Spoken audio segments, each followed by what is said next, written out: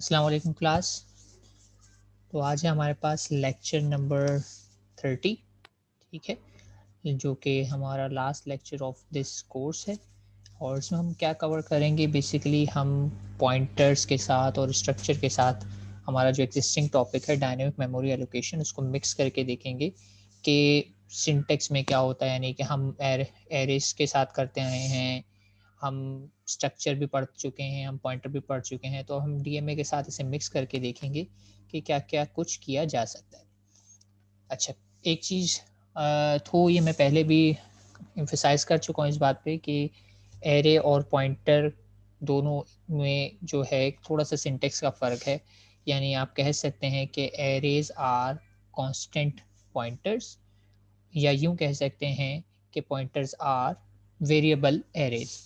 ये दोनों बातें सही हैं क्योंकि इनको एक दूसरे से नोटेशन को रिप्लेस किया जा सकता है। अब यहाँ पे एक सिंपल सी एग्जांपल है जिसमें सिंपल एक एरे को लिया गया है, program to find the sum of 6 number with arrays. ठीक है, लेकिन अब मैं एरे के साथ साथ पॉइंटर का सिंटेक्स इसमें इंक्लूड करा दूंगा। प्रोग्राम सिंपल है, अगर मैं एरे से करता हूँ, मैंने सिंपल एक 6 एलिमेंट का एरे लिया, यूजर से कहा नंबर एंटर करें, लूप लगाई 6 तक। ठीक है, और जो भी मेरे पास यूजर नंबर एंटर करता गया, मैंने उसको सिंपली सम कर दिया। लेकिन ये काम मैं अभी तक करता आया था इस तरीके से, एरर नोटेशन से। ठीक है, मैं इनपुट लेता तो मैं क्लास आई और एड्रेस ऑपरेटर लगा देता था, और जब मैं उसको ऐड कर रहा होता तो सम प्लस इक्वल्स टू ये लिख देता। तो यहाँ पे सिंपली क्या किया गया, आप देखें, एरर नोटेशन के बजाय ये नोटेशन यूज़ की गई जिसे कहा जाता है पॉइंटर नोटेशन। तो इसका मतलब ये है कि हम, जैसे कि मैंने बताया था कि हम पॉइंटर नोटेशन की जगह एरे नोटेशन लिख सकते हैं डायनेमिक मेमोरी एलोकेशन में, तो वाइस वर्सा भी पॉसिबल है। मैं एरे में पॉइंटर नोटेशंस भी लिख सकता हूँ, यानी दोनों काम किए जा सकते हैं। एरे नोटेशन को पॉइंटर नोटेशन से भी रिप्लेस किया जा सकता है, और पॉइंटर नोटेशंस को एरे नोटेशन से भी रिप्लेस किया जा सकता है। तो इस एग्जांपल में ये बात सिर्फ बताई जा रही है कि मैं यहाँ पे एरे नोटेशन लिखने के बजाय चाहूँ तो पॉइंटर नोटेशन लिख सकता हूँ। तो यहाँ पे देखिए, मैंने इनपुट ले तक भी पॉइंटर नोटेशन यूज़ की है, और जिस सम में मैं मल्टीप्लाई कर रहा हूँ, सॉरी मल्टीप्लाई नहीं कर रहा हूँ, ये वाला साइन जो है ये पॉइंटर का है, मैं सम कर रहा हूँ। ठीक है, तो कीप इन माइंड, ये वैल्यू को एक्सेस करेगा, क्लास आई, आई इंडेक्स है, आई की वैल्यू 0 होगी तो पहला एलिमेंट, आई की वैल्यू 1 होगी तो दूसरा एलिमेंट, आई की वैल्यू 2 होगी तो तीसरा एलिमेंट, एंड सो ऑन। ठीक है, आई इंडेक्सेस का काम करती है, और पॉइंटर यहाँ पे बता रहा है उस इंडेक्स पे मौजूद वैल्यू। ठीक है, तो इसमें कोई नई बात नहीं है, हम इसका अपोजिट पहले कर चुके थे। हमने पॉइंटर नोटेशन को एरे नोटेशन में लिखा था लास्ट लेक्चर में। आज बताया जा रहा है कि मैं एरे नोटेशन को भी चाहूँ तो पॉइंटर नोटेशन में लिख सकता हूँ, दोनों इंटर कन्वर्टेबल हैं। It's a matter of choice. ठीक है, it's a matter of choice, जो आपको रियल लाइफ में आसान लगे आप कर सकते हैं। लेकिन फ्रॉम एग्जामिनेशन व्यू पॉइंट आपको दोनों आने चाहिए, क्योंकि मैं आपको कहीं पे भी रिस्ट्रिक्ट कर सकता हूँ कि आपने पॉइंटर नोटेशन ही यूज़ करनी है, एरे नहीं करनी, या मैं कहूँ एरे नोटेशन ही यूज़ करनी है, पॉइंटर यूज़ नहीं करनी। तो फिर आप बाउंड होंगे, और अगर आप दूसरा सोल्यूशन देंगे तो definitely you will lose your marks. ठीक है, तो एग्जामिनेशन व्यू पॉइंट से दोनों इंपॉर्टेंट है, और आपको दोनों आने चाहिए, और दोनों की कन्वर्जन भी आनी चाहिए। ठीक, तो ये याद रखिएगा, दोनों इंटर कन्वर्टेबल हैं, और एग्जाम व्यू पॉइंट से आपको कुछ भी दिया जा सकता है, आपको दोनों आने चाहिए। लेकिन प्रैक्टिकल लाइफ में जब आपके पास कोई रिस्ट्रिक्शन नहीं है तो it's a matter of choice, आप कुछ भी प्रेफर कर सकते हैं, लेकिन आपको दोनों सिंटेक्स कन्वर्ट करने आना चाहिए। ठीक, तो इस एग्जाम्पल में इतना कुछ खास नहीं था, बस यही बताया हुआ है कि पॉइंटर विदाउट स्टार लिखते हैं तो एड्रेस, और स्टार के साथ लिखते हैं तो वैल्यू। तो इसीलिए जब मैंने रिप्लेस किया एड्रेस ऑपरेटर वाली टर्म को, तो मैंने यहाँ पे कुछ नहीं लगाया, लेकिन जब मैंने वैल्यू को रिप्लेस किया तो मैंने यहाँ पे स्टार इंसर्ट कर दिया, क्योंकि स्टार का मतलब होता है वैल्यू, और विदाउट स्टार का मतलब होता है by default address of with respect to pointer यानी। ठीक, तो यहाँ पे और कुछ है नहीं, सिर्फ सिंटेक्स की कन्वर्जन थी। यहाँ पे आउटपुट है इसका, वैसे ही आ जाएगा जैसे आप एरर नोटेशन लिखेंगे तब भी, और पॉइंटर नोटेशन लिखेंगे तब भी। ठीक है, सैंपल आउटपुट है, जो भी यूजर एंटर करेगा उसी लिहाज से रिजल्ट आएगा। अच्छा, अब पॉइंटर को यूज करना है हमने किसके साथ, डीएमए के साथ। डीएमए के साथ पॉइंटर से क्या मुराद है कि एक, ये प्रोग्राम हम ऑलरेडी कवर कर चुके हैं एरे से। ठीक है। और प्रोग्राम का काम क्या था, find the largest element in array. अब उसी प्रोग्राम को हम रिविजिट कर रहे हैं और कह दिया find the largest element in array तो है, लेकिन वो डायनेमिक मेमोरी एलोकेटेड एरे, एक तरीके से डायनेमिक मेमोरी एलोकेशन। तो आपको सिंटेक्स थोड़ा सा चेंज हो जाएगा। आप शुरू में एक पॉइंटर क्रिएट कर रहे हैं और फ्लोट टाइप का, तो इसका मतलब है मेरे नंबर जो यूजर एंटर करेगा वो फ्लोटिंग हो सकते हैं। फिर मैंने वही बात है डेटा करके कैलॉग किया और नंबर ऑफ एलिमेंट यूजर से पूछ लिया, भाई बताएं कितने नंबर एंटर करना चाहते हैं, टोटल नंबर ऑफ एलिमेंट। ये उसको हिंट दे दी कि 1 से लेकर 100 तक कोई सा भी नंबर आप एंटर कर दें। आप कुछ भी नंबर कह सकते हैं, नहीं करवाना, कोई लिमिट नहीं देनी तो आप ये हटा दें। यूज़र 1000 भी एंटर करेगा, 10,000 भी करेगा, तब भी ये काम कर जाएगा। और ये सिंपली आपने कैलॉग करके साइज ऑफ फ्लोट देते हुए डायनेमिक मेमोरी एलोकेट करवा ली। इसमें कोई नई बात नहीं है, हम ये ऑलरेडी लास्ट लेक्चर में कवर कर चुके हैं। और उसके बाद ये पीस ऑफ कोड आपको पता है वही बता रहा है, सेफ्टी चेक चेक कर लेते हैं कि मेमोरी एलोकेट हुई भी है नहीं। अगर एलोकेशन फेल हो गई है तो आपको पता है नल रिटर्न होगा, और नल रिटर्न होगा तो मैं कह देता हूँ कि एरर आ गया है, मेमोरी एलोकेट नहीं हुई, और वहीं पे प्रोग्राम को कर देता हूँ एग्जिट। एग्जिट एक फंक्शन है, ठीक है। आप एग्जिट भी लिख सकते हैं यहाँ पे, आप रिटर्न 0 भी लिख सकते हैं। दोनों का मतलब वही है कि मेरा प्रोग्राम टर्मिनेट हो गया है, ठीक है। एग्जिट एक फंक्शन है और इसको आप 0 देकर कहेंगे तो इसका मतलब वही है जो कि रिटर्न 0 का मतलब होता है। तो आप दोनों तरीके से ये काम कर सकते हैं, एग्जिट 0 और रिटर्न 0। तो यहाँ पे ये बात आ गई कि मेमोरी एलोकेट नहीं होगी तो आगे नहीं बढ़ना, प्रोग्राम यहीं पे ख़त्म हो जाएगा। लेकिन अगर मेमोरी एलोकेशन हो गई है तो फिर मैंने यूज़र से कहा कि अब आप डेटा एंटर करना शुरू करें। तो वही वाली बात है, मैंने डेटा को इनपुट लिया और चूंकि स्कैन एफ कर रहा हूँ तो स्कैन एफ में आता है एड्रेस ऑपरेटर, लेकिन चूंकि मैंने पॉइंटर नोटेशन यूज़ की है तो एड्रेस ऑपरेटर लगाने की ज़रूरत नहीं है। विदाउट स्टार इट इज़ क्या है, ये विदाउट स्टार क्या है, it self is an address. तो ये डेटा आई की वैल्यू 0 होगी तो पहला एड्रेस, आई की वैल्यू 1 होगी तो दूसरा एड्रेस, आई की वैल्यू 2 होगी तो तीसरा एड्रेस, एंड सो ऑन। तो इस तरीके से नंबर चेंज होते जाएंगे और मेरी डायनेमिक मेमोरी की इंडेक्सेस चेंज होती जाएंगी और मेरा डेटा एंटर होता जाएगा। फिर डेटा एंटर तो हो गया, अब मुझे क्या करना था, लार्जेस्ट एलिमेंट फाइंड करना था। तो इस प्रोग्राम में और जो पहले वाला प्रोग्राम किया है उसमें चेंजेस कहाँ कहाँ आ रही है, मैं क्लियर करके बता देता हूँ चेंजेस कहाँ कहाँ आ रही है। पहली चीज़ चेंज आई वो ये कि आपने ये डायनेमिक मेमोरी से किया ना कि एरे से, ठीक है। दूसरी चेंज आई जब आप स्कैन एफ कर रहे थे तो आपने एरे नोटेशन यूज़ नहीं की बल्कि क्या यूज़ की, पॉइंटर नोटेशन। यानी अगर मैं आपको बताना चाहूँ तो प्रीवियसली आप यहाँ पे जो लिख रहे थे वो आप लिख रहे थे डेटा, और यहाँ पे डेटा में आप कह देते थे से, लेकिन आपको पता है एरे में कोई ना कोई नंबर लेना पड़ता था, से मैंने ले लिया 10, ठीक है। आप डायनेमिक मेमोरी एलोकेट नहीं कर रहे थे बल्कि ऐसे कर रहे थे, यानी ये पूरी कमांड हो जाएगी फ्लोट डेटा 10। ये रिप्लेस हुआ है, प्रीवियसली अगर आपने किया था तो प्रोग्राम में इस लाइन की जगह ये लिखा हुआ होगा, और इस लाइन की जगह अगर बात करें तो लिखा हुआ था डेटा आई, और चूंकि स्कैन कर रहा हूँ तो स्कैन करते वक्त यहाँ पे लगा हुआ था एड्रेस ऑपरेटर।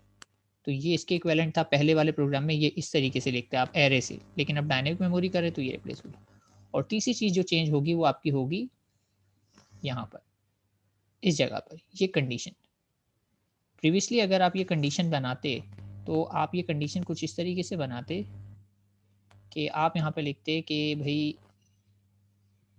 लिख देता हूँ यहाँ पे, आप अगर ये एरे नोटेशन से कर रहे होते एरे से तो आप लिखते इफ, ठीक है। आप यहाँ पे लिखते, चूंकि पॉइंटर कर रहा हूँ तो डेटा, ठीक है। और चूंकि ये वैल्यू की बात कर रहा है और वैल्यू भी कौन सी बात कर रहा है, डेटा आपका क्या है, डेटा डेटा, अच्छा ठीक है। ये हर मरतबा कंपेयर कर रहा है प्रेजेंट वैल्यू को डेटा की नेक्स्ट वैल्यू से, और डेटा इटसेल्फ होता है फर्स्ट लोकेशन बेस एड्रेस पे। अगर आप कुछ सिर्फ नाम लिख देते हैं तो इसका मतलब होता है बेस एड्रेस। तो आप इसको कंपेयर कर रहे हैं हमेशा डेटा ऑफ आई से। तो ये अगर कंडीशन होल्ड करती है, इसको मैं ऊपर लिख देता हूँ, यहाँ पे पूरा नहीं आ रहा, ये कंडीशन अगर होल्ड कर रही है ये कंडीशन, ठीक है, तो ये क्या करा कर देगा, सिंपली रिप्लेस कर रहा है डेटा 0 पे, मूव कर देता है, डेटा 0 पर मूव कर देता है किस एलिमेंट को, जो भी एलिमेंट आपका है डेटा आए।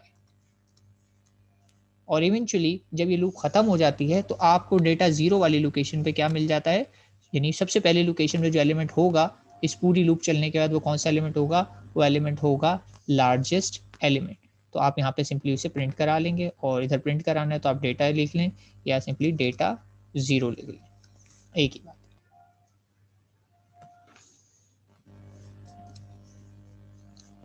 सही, तो मैंने आपके लिए एरे सिंटेक्स यहाँ पे लिख दिया है। ये एक प्रोग्राम जब आपने एरे से बनाया होगा तो ये प्रोग्राम कुछ इस तरीके से बना होगा।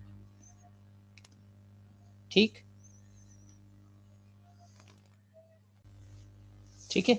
तो बात ये कर रहा हूँ कि ये मैंने सिर्फ और सिर्फ अब क्या क्या है, एरे सिंटेक्स के बजाय डायनेमिक मेमोरी एलोकेशन यूज कर रहा हूँ, तो मुझे पॉइंटर सिंटेक्स यूज करना पड़ेगा क्योंकि डीएम में पॉइंटर यूज करती है। तो हर जगह जहाँ जहाँ मैं एरे का सिंटेक्स लिख रहा था, अगर मुझे एरे और पॉइंटर की कन्वर्जन करनी आती है तो मैं बड़ी आसानी से वो एरे वाले कोड को ही डायनेमिक मेमोरी एलोकेशन वाले कोड में कन्वर्ट कर सकता हूँ। ठीक है, तो आप देख सकते हैं यहाँ पे क्या हुआ है, हर जगह पे मैंने पॉइंटर नोटेशन यूज की हुई है, हर जगह पे मैंने सिंपली पॉइंटर नोटेशन यूज कर दी। तो अगर आपको एरे टू पॉइंटर या पॉइंटर टू एरे दोनों कन्वर्जन आती हैं तो आप ये वाला प्रोग्राम एरे से ऑलरेडी कर चुके हैं, लॉजिक आपको ऑलरेडी पता है कि लार्जेस्ट एलिमेंट जब मुझे फाइंड करना होता है तो पहले मैं एज्यूम कर लेता हूँ कि सबसे पहला वाला एलिमेंट मेरा लार्जेस्ट है और फिर मैं आगे एलिमेंट से उसे कंपेयर कराता जाता हूँ। तो इसलिए आप देख लें यहाँ पे इंडेक्स जो मैंने कंपेयर कराने की रखी है वो सेकंड इंडेक्स है, यानी इंडेक्स नंबर 1, और 1 से मैं लास्ट एलिमेंट तक कंपेयर करता रहूँगा। अगर मुझे कोई बड़ा डेटा मिलता है तो मैं अपने डेटा को अपडेट कर लूँगा, यानी उस डेटा को कहाँ ले आता हूँ, लोकेशन नंबर 1 पे ले आता हूँ। और इस तरीके से मुझे जो है डेटा लार्जेस्ट हमेशा पहली लोकेशन पे मूव हो जाता है, तो मुझे वो पहली लोकेशन पर ही मिल जाएगा। तो ये प्रोग्राम काम करता है, लेकिन इसमें एक समझ लें कि आप बग मैं कहूँगा है। और वो बग क्या है कि ये लार्जेस्ट एलिमेंट तो आपको फाइंड आउट कर देता है प्रोग्राम, लेकिन इसमें एक मसला है और वो मसला मैं चाहूँगा आप लोग खुद सॉल्व करें, लेकिन मैं मसला हाईलाइट कर देता हूँ। मसला क्या है कि ये एरे की ओरिजिनल स्टेट को करप्ट कर रहा है, एरे के ओरिजिनल स्टेट को करप्ट कर रहा है। यानी अगर आप एरे को before this loop largest element के फाइंड करने वाली लूप से पहले प्रिंट करा के देखें उसके कंटेंट, और फिर लार्जेस्ट एलिमेंट फाइंड करने के बाद फिर से एरे के कंटेंट प्रिंट कराएंगे तो आप देखेंगे कंटेंट चेंज हो गए होंगे। लार्जेस्ट आपका काम कंटेंट चेंज करना तो नहीं था, आपका काम तो सिर्फ ये था उन कंटेंट में से लार्जेस्ट एलिमेंट को फाइंड आउट करना। तो ये लार्जेस्ट एलिमेंट तो फाइंड आउट करता है लेकिन एरे के कंटेंट्स ओवरराइट कर देता है कुछ। तो ये अब मैं आप पे छोड़ता हूँ कि आप इस प्रॉब्लम को कैसे मॉडिफाई करेंगे कि कंटेंट भी चेंज ना हो। ठीक है, और फिर मैं वही कहूँगा आप ऑलरेडी कर चुके हैं, लैब मैनुअल्स में भी आप लोग मुझे सबमिट करा चुके हैं और एरे वाला जो प्रोग्राम किया था उसमें भी। तो उस प्रोग्राम को अगर आप स्टेप बाय स्टेप कन्वर्ट करेंगे एरे को डायनेमिक मेमोरी एलोकेशन में तो आपकी ये प्रॉब्लम नहीं आएगी। हिंट ये है कि आप एक सेपरेट वेरिएबल यूज़ करें to store the largest element, यानी एक आप अलग से वेरिएबल ले लें, LARG या कुछ भी ले लें और आप उसमें अपने लार्जेस्ट एलिमेंट को सेव करें तो ज़्यादा बेहतर रहेगा, बजाय इसके कि हर मर्तबा आप एरे की ज़ीरोथ वाली इंडेक्स यानी या डायनेमिक मेमोरी एलोकेशन की पहली इंडेक्स पे ही बार बार उसको रिप्लेस कर रहा है। इस वजह से एरे के कंटेंट्स जो है ओवरराइट हो जाएंगे। तो ये अप्रोच काम तो कर रही है, लार्जेस्ट एलिमेंट फाइंड आउट कर देगी, लेकिन मैं इसको इतना प्रेफर नहीं करता। ठीक है, तो इस प्रोग्राम में भी कुछ नहीं था, पुरानी लॉजिक लार्जेस्ट एलिमेंट फाइंड करना था, सिर्फ क्या चीज़ कन्वर्ट हुई, पहले एरे पे आपने ये काम किया हुआ था, अब आपने ये काम डायनेमिक मेमोरी एलोकेशन पे कर दिया। तो एरे और डायनेमिक मेमोरी एलोकेशन में सिर्फ सिंटेक्स चेंज होता है, एरे नोटेशन की जगह पॉइंटर नोटेशन आ जाती है। या यूँ मैं कहूँ कि आप सिर्फ ये वाली लाइन चेंज कर दें, बाकी सारा का सारा सिंटेक्स आप एरे वाला भी लिखा रहने देंगे तब भी ये प्रोग्राम काम करेगा, क्योंकि array notation and pointer notation are interconvertible. तो प्रोग्राम दोनों सूरतों में काम करेगा, लेकिन इट इज़ रिकमेंडेड कि जब आप डीएमए यूज़ करें या पॉइंटर यूज़ करें तो पॉइंटर नोटेशंस को प्रेफर करें, और जब आप एरे यूज़ करें तो आप एरे नोटेशंस को प्रेफर करें। ठीक है, रूल ऑफ थंब यही कहता है कि आप पॉइंटर्स के साथ पॉइंटर नोटेशन यूज़ करें, एरे के साथ एरे नोटेशंस यूज़ करें, तो दे आर इंटर कन्वर्ट। ठीक है, यहाँ पे किसी को कोई कंफ्यूजन, कोई सैंपल आउटपुट है इसका, सिंपल से सैंपल आउटपुट है और लार्जेस्ट एलिमेंट आपको मिल जाएगा। ठीक है, तो इसमें भी कुछ खास नहीं था। और ये पॉइंटर टू स्ट्रक्चर वाली स्लाइड हमने लास्ट स्ट्रक्चर के चैप्टर में भी देखी थी। यहाँ पे रिविजिट करा रहा हूँ क्योंकि अभी अगली स्लाइड मुझे आपको दिखानी है। तो इसमें याद होगा आपको मैंने सिंटेक्स समझाया था कि अगर मैं स्ट्रक्चर टू पॉइंटर क्रिएट करता हूँ तो मुझे बड़ा कॉम्प्लिकेटेड सा ये स्ट्रक्चर बन जाता है कि पहले स्टार से फाइंड आउट करूँ, फिर उसके साथ ए लिखूँ, और फिर इसी तरह बी में भी यही था। ठीक है, जबकि मैं डॉट नोटेशन लिखता था तो सिंपली ये होता था कि पी डॉट ए, ठीक है, ऐसे ही होता था। लेकिन अब यहाँ पे क्या करना पड़ रहा है, अगर मेरे पास है address of P dot A, ठीक, तो अगर मैंने पी डॉट ए की जगह पी टी आर रिप्लेस कर रहा हूँ तो ये काफ़ी कॉम्प्लिकेटेड सी टर्म बन जाती थी। ठीक है, मैं दोहराऊंगा नहीं ये कैसे हमने किया था क्योंकि टाइम शॉर्ट है, और ये ऑलरेडी मैं लास्ट जो स्ट्रक्चर वाली स्लाइड चैप्टर में जब स्लाइड आई थी तो मैं एक्सप्लेन कर चुका हूँ। सिर्फ यहाँ पे रिकॉल ये कराना है कि जब हमने ये किया था तो हमने इस बात पे कंक्लूड किया था कि मैं जब भी पॉइंटर को स्ट्रक्चर के साथ यूज़ करूँगा तो मैं डॉट नोटेशन का जब प्रेफर करूँगा, कौन सी नोटेशन, ये वाली एरो नोटेशन प्रेफर करूँगा, और बिल्कुल फिर वैसे ही लिख दिया करूँगा जैसे मैं हमेशा लिखता हूँ, बस डॉट के बजाय क्या लिखना पड़ेगा, एरो। और एरो को मैंने बताया था कि माइनस का साइन और ये ग्रेटर देन के साइन के साथ मिलके बनता है। ठीक है, ये नोटेशन हमने लास्ट टाइम जब हम स्ट्रक्चर विथ पॉइंटर का टॉपिक कर रहे थे तब हमने देखी थी। ठीक है, मैंने सब एक्सप्लेन किया था, तो मैं आप लोगों का भी टाइम वेस्ट नहीं करूँगा, अपना भी नहीं करूँगा दोबारा से वही चीज़ एक्सप्लेन करने में कि किस तरीके से हुआ था। तो अगर किसी को स्टिल कन्फ्यूजन हो तो जाके रिविजिट कर सकता है ये वाली स्लाइड लास्ट चैप्टर में। ठीक है, स्ट्रक्चर विथ पॉइंटर्स वाली स्लाइड। सिर्फ इधर यहाँ रखने का पर्पस ये था कि मुझे ये रिकॉल कराना था कि हमने एक एरो नोटेशन पढ़ी थी, और जब भी पॉइंटर स्ट्रक्चर को डील कर रहे होते हैं तो हम एरो नोटेशन यूज़ करते हैं। इस चैप्टर में जो हमें करना है वो ये करना है, पॉइंटर स्ट्रक्चर के साथ मर्ज करना है किसे, डीएमए को, क्योंकि हम डायनेमिक मेमोरी एलोकेशन का चैप्टर कर रहे हैं। तो अब ये सिचुएशन है हमारे पास, pointer to structure with DMA. क्यों डीएमए हुआ, क्योंकि जब मैं डायनेमिक मेमोरी एलोकेशन करता हूं तो उसमें होता ही पॉइंटर है। ठीक है, और यहाँ पे मैंने क्या किया, एक स्ट्रक्ट क्रिएट किया है और उसका नाम है नेम, और उसमें दो पैरामीटर है ए एंड सी, और मैंने नेम की मल्टीपल यानी कि एरे बनाना है एक तरीके से, पूरा मल्टीपल नेम्स चाहिए। तो जब मैं स्ट्रक्चर के मल्टीपल कॉपीज क्रिएट कर रहा हूँ, जिस तरह मैं इंटीजर फ्लोट की कर रहा था इसी तरह मैं नेम की भी कर सकता हूँ। सिर्फ इस एग्जाम्पल के कराने के पीछे ये पर्पस है कि आपको ये बताया जा सके कि मैं इधर अपनी बनाई हुई डेटा टाइप भी रख सकता हूँ। अभी तक मैं यहाँ पे मैलॉक या कैलॉक में इंटीजर फ्लोट करेक्टर रख रहा था, लेकिन मैं चाहूँ तो यहाँ पे अपनी मर्जी की डेटा टाइप रख सकता हूँ, जैसे कि यहाँ पे रखी हुई स्ट्रक नेम। ठीक है, और यहाँ पे टाइप कास्टिंग करूंगा तो ये नेम का पॉइंटर आ गया, और ये पीटीआर इसकी डेटा टाइप भी देखें तो क्या है, स्ट्रक नेम है। यहाँ पर तीनों की डेटा टाइप सेम हो गई। ठीक है, अब मुझे यूजर से इनपुट लेना है। अब यूजर से इनपुट लेना है तो ए में भी इनपुट लेना है, मुझे सी में भी इनपुट लेना है। ठीक है, तो अब इनपुट लेने का तरीका देखें क्या है कि यहाँ पे अगर आप देखें तो अब ये जो मैंने एड्रेस ऑपरेटर लगाया है ये किस पे लगा हुआ है, ये आपको ध्यान रखना है। एड्रेस ऑपरेटर जो यहाँ पे लगा हुआ है वो इसलिए लगा हुआ है कि मैं एरे की पर्टिकुलर इंडेक्स की बात कर रहा हूँ। वो कैसे हो रहा है, ये पी टी आर प्लस आई। ठीक है, यानी अगर मैं ड्रॉ कर दूंगा तो ज़्यादा अच्छा हो जाएगा, मैं ड्रॉ करता हूँ यहाँ पर ताकि हमें आइडिया हो कि हम क्या कर रहे हैं। ठीक है, ये फील्ड आ गई, इसके अंदर मैं पूरा पूरा ड्रॉ कर देता हूँ।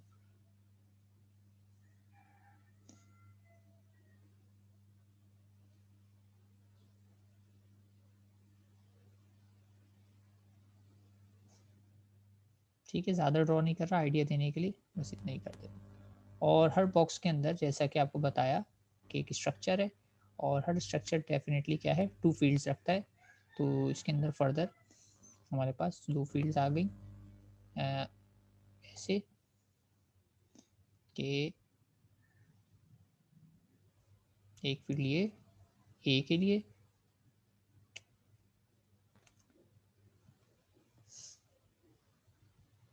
दो फील्ड्स हैं, एक नेम ए के लिए आ गई और एक ये आपकी सी के लिए आ गई। इसी तरह इसमें भी एक ए के लिए आ गई। ये मैं आपने जब कैलॉग किया तो आपको वो मैलॉक किया तो आपको ब्लॉक ऑफ मेमोरी मिल गया, और उस ब्लॉक में हर उसमें दो फील्ड्स हैं।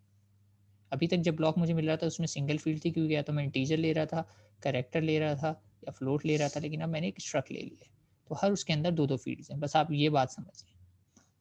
और आपको जो मिला है वो मिला है पॉइंटर, और पॉइंटर का मतलब ये है कि आपको जो चीज़ मिल रही है इस वक्त वो एक पॉइंटर है पीटीआर, और पीटीआर इस वक्त किसे पॉइंट कर रहा है, इस जगह को पॉइंट कर रहा है, सबसे पहली वाली लोकेशन की पहले एड्रेस को। PTR is pointing this, PTR, ठीक है। तो अभी आपको याद होगा कि मुझे क्या करना है, इसमें इनपुट लेना है। अब इनपुट लेने के लिए मुझे जाहिर सी बात है, अगर बात की जाए, मैं ए की बात कर लेता हूँ। ए एक इंटीजर है, ठीक है, और ए की लोकेशन है ये, ठीक है। और ये पूरा का पूरा अंदर जो मौजूद है ये चीज़ है एक स्ट्रक्चर, अंदर जो मौजूद है वो है एक स्ट्रक्चर। तो पी टी आर आई करूँगा, आई की वैल्यू इस वक्त यहाँ पे है 0, आई की वैल्यू यहाँ पर है 1, आई की वैल्यू यहाँ पर है 2 एंड सो। तो जब मैं कर रहा हूँ पी टी आर प्लस आई, तो यहाँ पे एक्चुअली क्या होता है, मैं पी टी आर प्लस आई का मतलब है मैं इस बॉक्स पे पहुँच जाता हूँ, ठीक है, इस बॉक्स पे, रेड वाली लाइन पे। किस बॉक्स पे हूँ मैं इस वक्त, मैं इसको थोड़ा सा शेडेड कर देता हूँ। मैं इस वक्त पी टी आर प्लस आई जब कर रहा हूँ तो मैं इसको हाईलाइट कर रहा हूँ, यहाँ पर हूँ, ठीक है। पी टी आर प्लस आई का मतलब है मैं यहाँ पर हूँ, ठीक है। और जब मैं उसके साथ एड्रेस लगाऊंगा तो इसका मतलब है मैं इस एड्रेस की बात कर रहा हूँ, क्योंकि स्कैन कर रहा हूँ तो एड्रेस तो आता ही है, उसको भी खैर हम छोड़ देते हैं, वो हमारे लिए मसला नहीं है। और फिर जैसे ही मैंने लिखा कि अब मैं इस बॉक्स पे तो पहुंच गया, लेकिन इस बॉक्स के अंदर दो फील्ड्स हैं, इस बॉक्स के अंदर दो फील्ड हैं, एक फील्ड है ए और एक फील्ड है हमारे पास सी, ठीक है। अब मुझे अगर ए को एक्सेस करना है तो कीप इन माइंड मैं पॉइंटर के थ्रू एक्सेस कर रहा हूँ, तो पॉइंटर के थ्रू जब मैं एक्सेस करता हूँ तो मुझे लगाना पड़ता है एरो नोटेशन। तो ये मैंने लगा दी arrow notation, P T R plus I, लेकिन अब मैं डॉट नहीं लगा रहा, कौन सी नोटेशन यूज कर रहा हूँ, एरो नोटेशन। और चूंकि स्कैन एफ कर रहा था तो मैंने हर जगह लगा दिया एड्रेस ऑपरेटर, एड्रेस ऑपरेटर। और जब मैं प्रिंट एफ करूंगा तो देखें फिर मैंने लिखा तो वैसे ही है, लेकिन मुझे एड्रेस ऑपरेटर लगाने की ज़रूरत नहीं है, ठीक है। तो जब भी मैं पॉइंटर टू स्ट्रक्चर, क्योंकि ये देखें इसका जो एलिमेंट है वो है स्ट्रक्ट टाइप का, इसका एलिमेंट स्ट्रक्ट टाइप का है, तो मैं यहाँ डॉट नोटेशन यूज़ नहीं करूँगा, बल्कि कौन सी नोटेशन यूज़ करूँगा, एरो नोटेशन यूज़ करूँगा, ठीक है। मुझे अंदाज़ा है कि इट सीम्स कॉम्प्लिकेटेड, और ये थोड़ा सा कॉम्प्लिकेटेड है भी, ठीक है, कि कब एरो लगाना है कब नहीं लगाना। तो इसको आप स्टेप बाय स्टेप कीजिएगा। पहले वही बात जैसे कि मैंने प्रीवियस स्लाइड दिखाई कि आप पॉइंटर से कैसे एक्सेस करेंगे। तो अब सिर्फ चेंज पता है क्या है, सिर्फ चेंज आया पिछली एग्जाम्पल, और इसमें ये आई का फैक्टर आ गया। आई का फैक्टर क्या बता रहा है, आई का फैक्टर ये बता रहा है कि मोर देन वन एलिमेंट हैं, और जब मोर देन वन एलिमेंट होते हैं तो तरीका होता है इंडेक्सिंग, यानी 0 1 pointer plus 0 pointer plus 1 pointer plus 2 फिर pointer plus 3 and so on. तो आप चेक भी कर सकते हैं।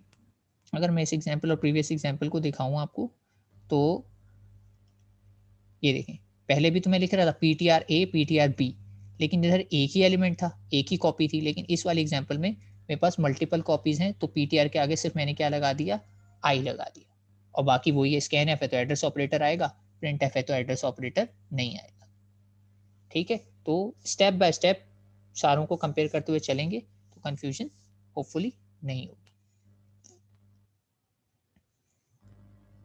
तो ये मैं कर देता हूँ क्लियर। सारा खेल जो था सिंटेक्स का है इसमें, और इसमें कोई हमारे पास चीज़ है सैम्पल आउटपुट जैसी, तो ये इसका सैम्पल आउटपुट है। यूज़र से एन पूछा गया तो 2 कहा गया, तो फिर उसने 2 मरतबा वैल्यूज़ ले ली। एक मरतबा उसने स्ट्रिंग दिया, क्योंकि पहले मैंने परसेंट सी के लिए किया हुआ था परसेंट एस, तो प्रोग्रामिंग आ गया 22 आ गया, और फिर दोबारा से किया गया 2 मरतबा तो स्ट्रक्चर आ गया और 3 आ गया, और फिर डिस्प्ले इन्फॉर्मेशन कराई, तो डिस्प्ले इन्फॉर्मेशन में जो भी एन की वैल्यू थी उसने सबको एक साथ प्रिंट कर दिया टैब देते हुए, क्योंकि मैंने /\t लिखा हुआ था। तो अब इसमें 2 की जगह 10 कर देंगे तो ये काम 10 के लिए हो जाएगा, 100 कर देंगे तो 100 के लिए हो जाएगा, और ये सब रन टाइम पे आप चेंज कर सकते हैं, ठीक है। तो इसमें कुछ प्रैक्टिसेस हैं, वही प्रैक्टिसेस हैं जो लैब में आपको कराई गई हैं, तो आप इसको ट्राई कर सकते हैं, और दैट्स इट, हमारा कोर्स यहाँ पर एंड हो गया। तो यहाँ पे हमारा कोर्स कंक्लूड हो गया, हमने कोई टॉपिक मिस नहीं किया, जितने टॉपिक्स इसमें थे वो हमने अल्हम्दुलिल्लाह कवर कर लिए, जो कि आपके काम आएंगे फ्यूचर में भी, एग्ज़ाम में भी, रियल लाइफ में भी। तो अगर इस लेक्चर से रिलेटेड कोई क्यूरी हो तो आप पूछ सकते हैं।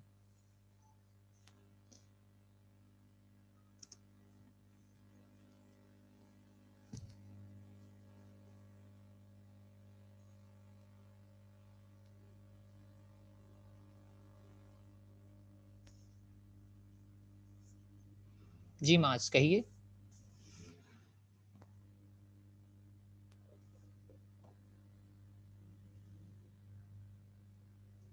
जी, इस बारे में मैं बात करता हूँ। लेक्चर अगर मैं कंक्लूड कर देता हूँ, तो अब मैं ये नहीं कहूँगा till next time signing off, क्योंकि अब हमारा लास्ट लेक्चर है, तो इंशाल्लाह अब आपसे अगर मुलाकात हुई तो नेक्स्ट सेमेस्टर किसी और कोर्स में होगी। तो ख्याल रखिएगा अपना। अल्लाह हाफ़िज़।